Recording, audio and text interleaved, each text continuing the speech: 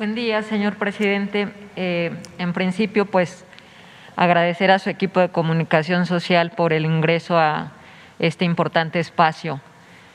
Sí, mi nombre es Fabiola Cortés, vengo de Quintana Roo, soy periodista independiente, desde hace 16 años radico en Quintana Roo y también soy abogada litigante.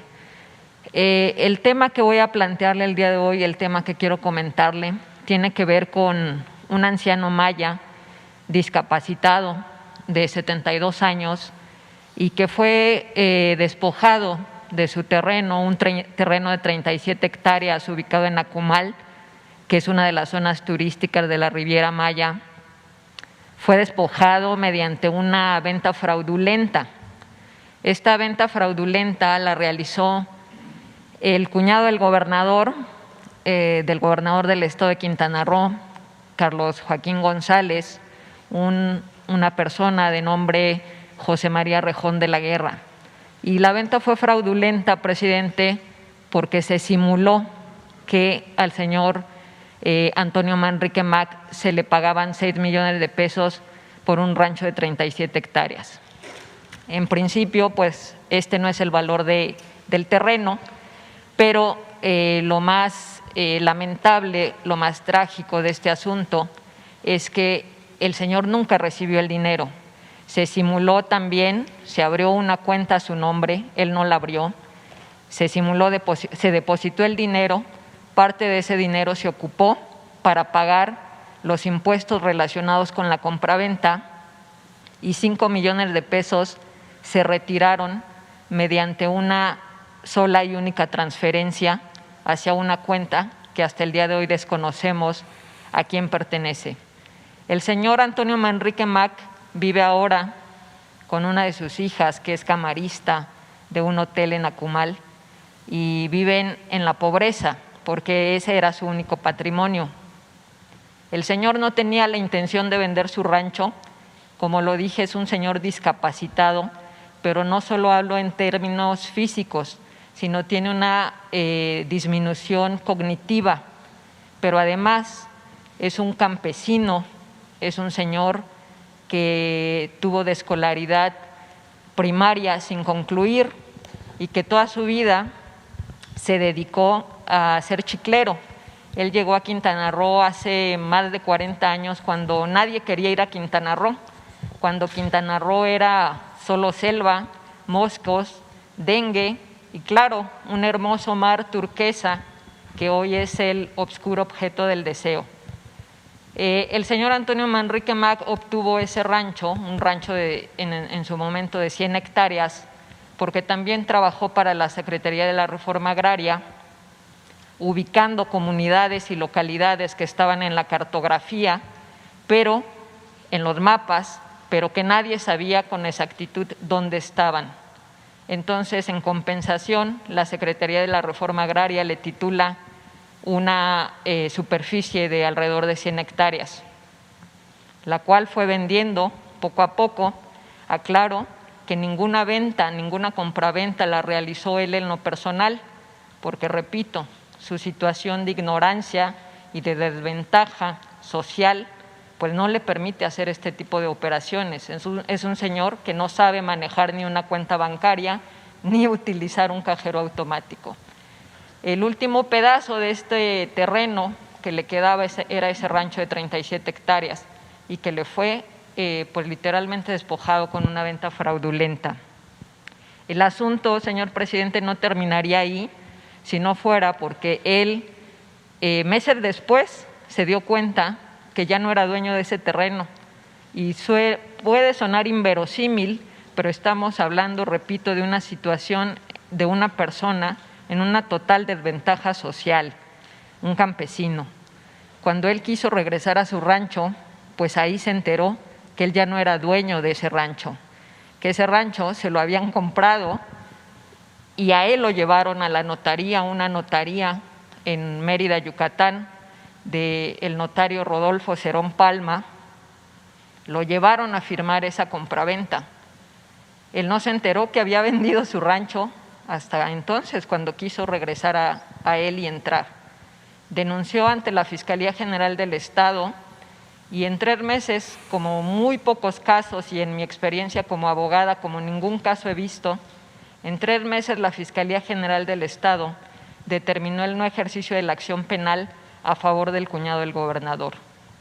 En esos 3 meses no se le permitió al señor Antonio Manrique Mac volver a tener acceso a esa carpeta de investigación, no se le permitió presentar pruebas, no pudo solicitar actos de investigación, se le nombró una asesora victimal de la Comisión de Víctimas del Estado de Quintana Roo, que nunca hizo absolutamente nada, ni siquiera contactar al señor Antonio Manrique Mac.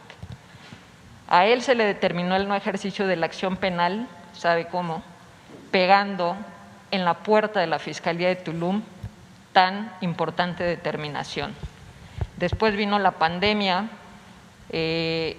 toda la paralización del sistema judicial, de la persecución del delito, etcétera, de las instituciones. Y pues el señor Antonio, la hija del señor Antonio, meses después nos contactó en nuestro carácter de periodista y también sabedora que nuestro despacho se dedica a hacer trabajo pro bono en beneficio de las personas que tienen problemáticas básicamente relacionadas con temas de corrupción, de abuso de autoridad, de abuso de poder, y a quienes accedemos a llevarles sus juicios de forma gratuita, porque creemos en esto que usted dice, regresar algo y hacer justicia social desde donde podemos los que hemos tenido esa oportunidad. Es así que conocimos y conocemos de forma precisa este caso con la documentación y que hicimos público en diciembre de 2020 en el estado de Quintana Roo, porque esto es un caso que pasa de lo privado a lo público, porque se utilizó una institución que fue la Fiscalía General del Estado y porque está involucrado una persona con un gran poder en perjuicio de una víctima que no tiene nada, que hoy está en la calle. Después de que hicimos público este caso en diciembre de 2020, el gobernador del estado publicó en su cuenta de Twitter un mensaje personal hacia la periodista Fabiola Cortés, en la que dijo que se reservaba las acciones legales. Hasta este momento yo no he visto acciones legales. Lo que vi fue una intensa campaña que ha durado meses de difamación, de desprestigio y de agresión, en el que se han publicado cientos y cientos de notas difamatorias, denigrantes en contra de mi persona. Pero ahí no terminaría el asunto, notas que por cierto han incluido a medios nacionales como El Sol de México, como El Heraldo, como La Prensa, como El 1+1, que no creo que estuvieran muy interesados en una periodista y en una abogada, ¿verdad? Si no fuera porque existe por medio algún otro interés. Y eso no sería o no terminaría allí, señor presidente, si no fuera porque en este momento hay 3 carpetas de investigación abiertas en mi contra, una por 8 delitos inverosímiles y otra porque supuestamente se me acusa de haber despojado a una comunidad, de haber llegado acompañada por la Marina, por el Ejército y por la Guardia Nacional y haber destruido 40 casas. O sea, así de inverosímiles son las carpetas de investigación abiertas en mi contra, pero que como abogada se lo digo, para vincularte y para determinarte una prisión preventiva, el juez no necesita más que un estándar mínimo probatorio. La venganza se ha materializado de esa manera en Quintana Roo, pero no es un caso aislado esto que le comento, o sea, el caso del señor Antonio Manrique Mac. Eso es un comportamiento generalizado en las instituciones de Quintana Roo, y yo podría citarle innumerables casos en este momento. El de un magistrado, Fernando Gama Rodríguez, que falsificó sus documentos para obtener el cargo, que el Congreso lo sabía y lo permitió. Podría citarle también el caso de la falsificación de identidad en agravio de un señor de 82 años que vive en la pobreza y que tiene una empresa que ha facturado más de 40 millones de pesos. El señor tiene una hernia del tamaño de un melón que no se ha podido operar, pero tiene una empresa de 40 millones de pesos. Podría citarle también cómo la Junta de Conciliación número 1 de Cancún, en contubernio con el Registro Público y la Secretaría del Trabajo, están a nada de sacar a uno de los fundadores de la hotelería de Cancún de un hotel de su propiedad por medio de un juicio laboral simulado. Y así podría citarle múltiples casos que se dan en Quintana Roo. La pregunta, señor presidente, es cuándo los quintanarroenses vamos a empezar a ver el fin de la corrupción y de la impunidad en este estado. Este estado que es muy bello, pero que es cuna de ambiciones desmedidas y desproporcionadas. Esa es la pregunta, señor presidente, ¿cuándo va a cambiar esta situación o va a empezar a cambiar? ¿Cuándo se van a dejar de utilizar las instituciones en Quintana Roo en perjuicio de los ciudadanos? Bueno,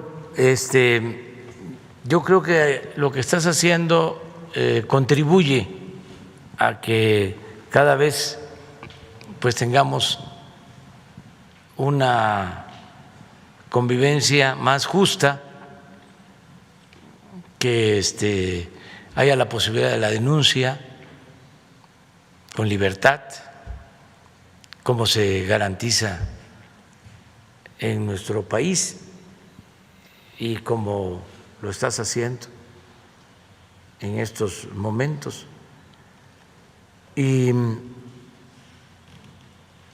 tiene que ser así, con la participación de todas, de todos, tomando conciencia. Los caciques duran hasta que el pueblo quiere. Hidalgo tenía una frase que repetía Juárez. Decía: el pueblo que quiere ser libre, lo será. Entonces hay que seguir luchando. Y en este caso en particular, lo que nosotros ofrecemos es ayudar, es nuestra responsabilidad. Si te parece, te recibiría hoy mismo la secretaria de Gobernación. Sí, le agradezco. Que es abogada, la exministra Olga Sánchez Cordero, y además pues es una mujer recta, con principios y a favor de la justicia. Entonces eso podría ser. Claro que sí, le agradezco mucho, presidente. Muy bien.